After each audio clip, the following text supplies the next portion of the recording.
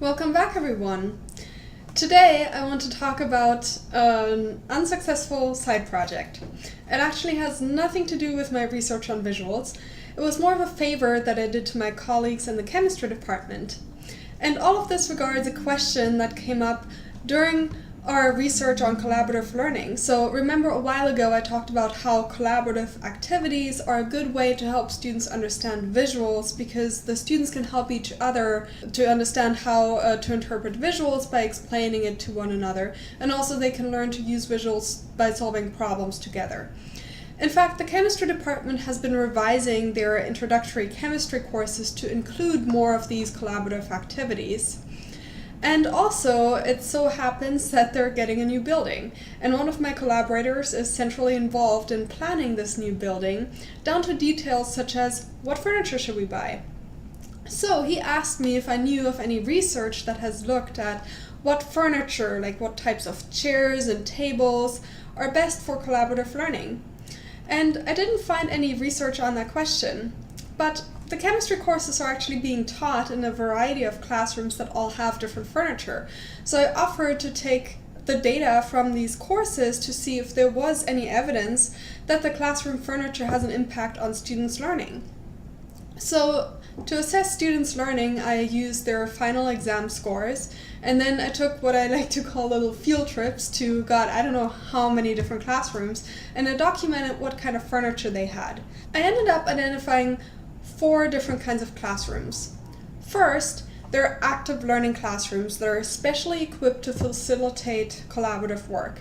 And I think this is as fancy as you can get. So they have large group tables with movable chairs, and the tables have whiteboards and TV screens that students can hook up their laptops to and project.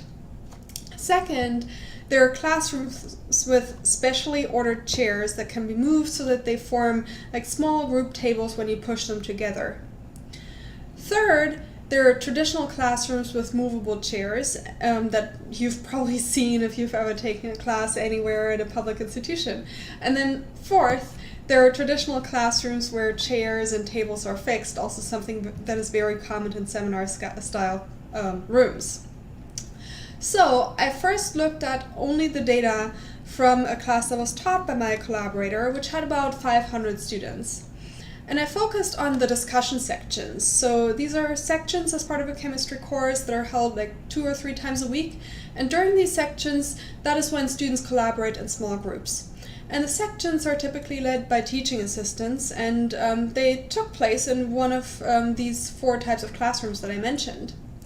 And this first analysis actually really sparked my interest because the analysis showed that students who were taught in the traditional classrooms with fixed tables and chairs showed lower learning gains than the other students.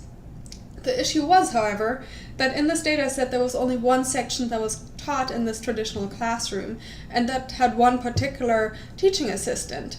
So really, I didn't know if the result was due to the classroom and the furniture or to the teaching assistant. So I asked if I could get more data so that I could tease out the effects of classroom and teaching assistant.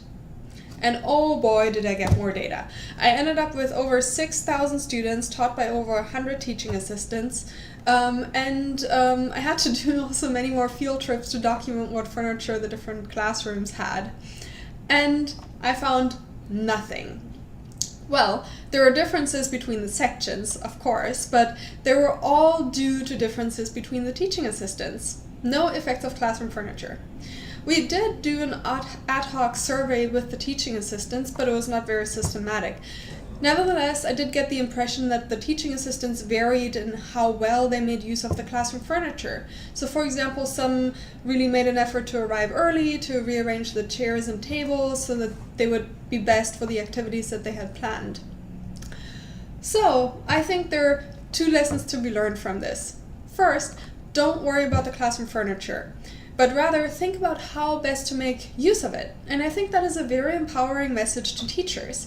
And I teach in horrible classrooms sometimes, and it's kind of nice for me to know, well, if I do a good job, it doesn't matter. So that I find that encouraging.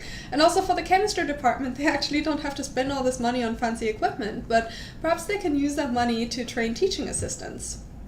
And second, for research, there's a lesson here too. I think sometimes more data can really help us tease apart different explanations. So when we do research, we really need to keep an open mind as to, well, it looks like classroom makes a difference, but actually could it be something else? Or could it be the teaching assistant? And in this case, getting more data prevented us to draw some false conclusions that would cost a lot of money.